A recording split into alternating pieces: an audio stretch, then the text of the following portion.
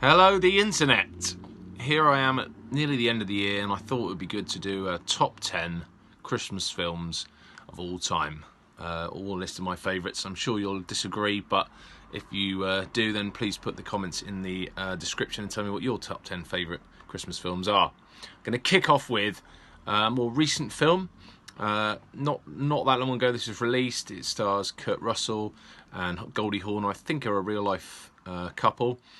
And it stars a couple of children who the teenage boy's lost his way a bit. His dad died when he was younger and he's lost his way, and he has to look after his sister on a Christmas Eve. His mum has to work, and they have an amazing idea, which is let's try and catch Santa in the act. And unusually it works, and then they have an incredible adventure trying to rescue Christmas, which goes wrong for various reasons, and it all ends up pretty well in the end. So for me, number 10 is Christmas Chronicles. Number 9, this is Love, actually. Richard Curtis film.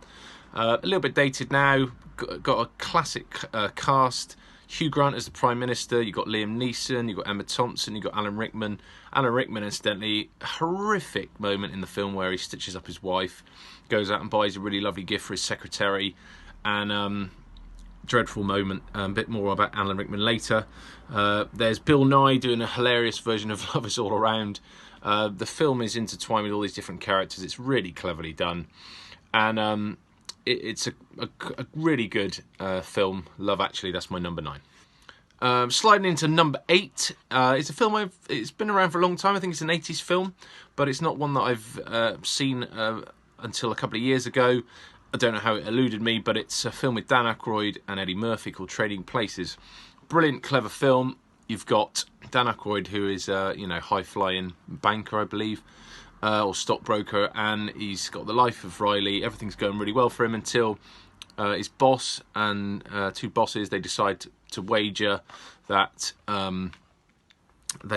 they can trade his life with a life of a down and out guy, Eddie Murphy, who is homeless, has no money, and is begging on the streets, all over a $1 bet.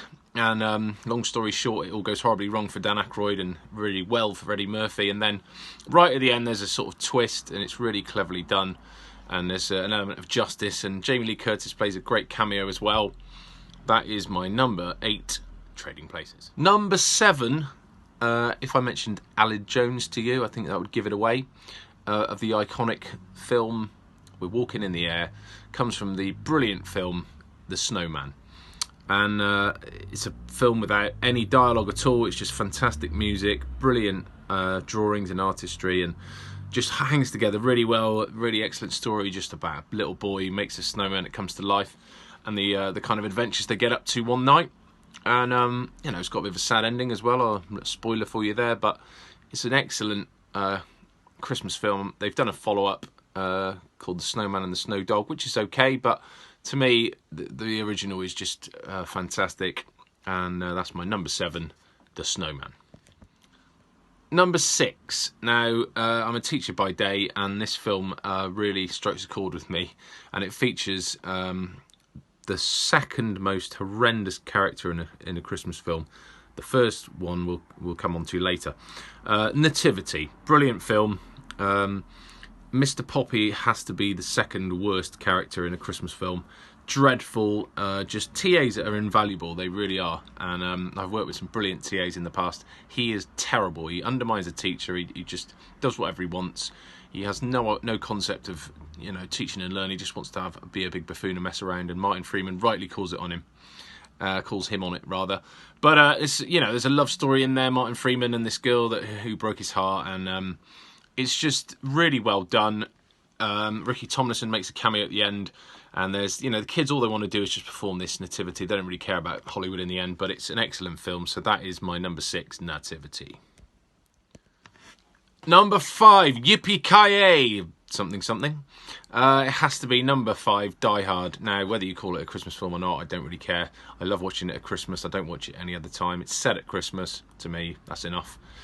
Bruce Willis, excellent performance. Probably I think it was his breakthrough film. Really made him. Alan Rickman again gets a mention, although he was a lot younger then, before he did Love Actually. And fun fact, I think he actually did, when he falls off the Nakatomi Plaza at the end of the film, it was a real fall, and he fell down some, safety netting, so he didn't do himself any damage, but that was a genuine fall that he didn't realise was going to happen. And the look on his face is a look of actual terror, so that's really cruel, really, by the producer, but it got a great reaction. So number 5 is Die Hard. Number 4, well, I did tell you that I would talk about the worst character in a Christmas film, and this film stars it. This is a brilliant film. There's 2 brilliant films, Home Alone and Home Alone 2. Really, the first one is best.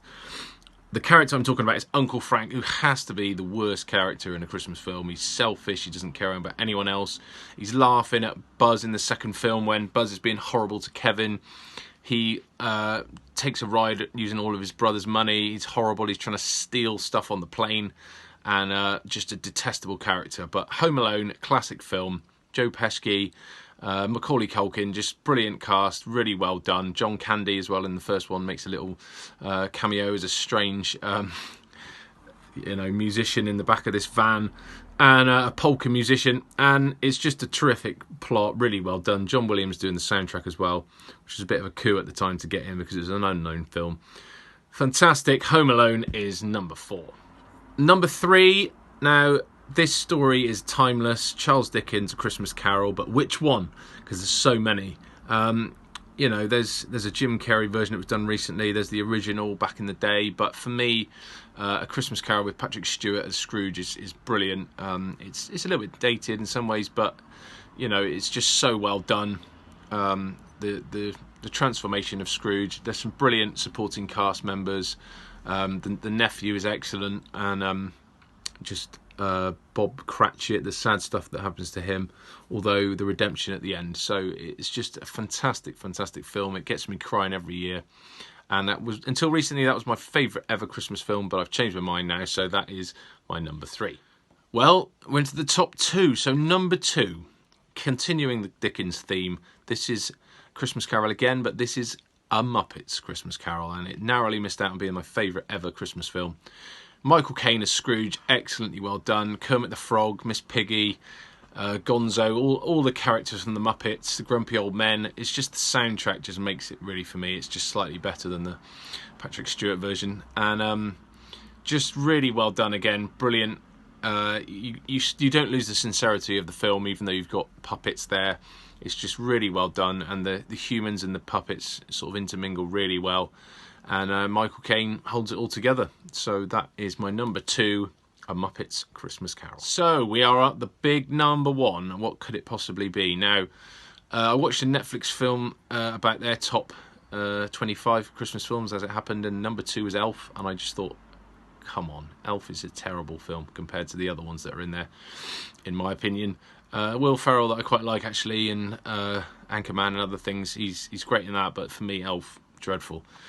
Number 1 has to be James Stewart, It's a Wonderful Life. Just a fantastic film, all about a poor guy, George Bailey, who has a lot of bad luck in his life, but he's a really good guy. Angel called Clarence is sent there to help him, and he has some difficulties. He goes deaf in one ear when he's a kid, rescuing his brother from drowning. Helps out the guy that he was working with, his boss, who would have given some medication to the wrong person and really hurt them. And at the end, Clarence shows him what his life would have been like if he never had existed, and it's a real good lesson to us all to see the difference that we can make with our lives. And well done, Clarence, you got your wings in the end. So It's a Wonderful Life is my favourite ever Christmas film. Thanks for watching. Let's hear what yours are.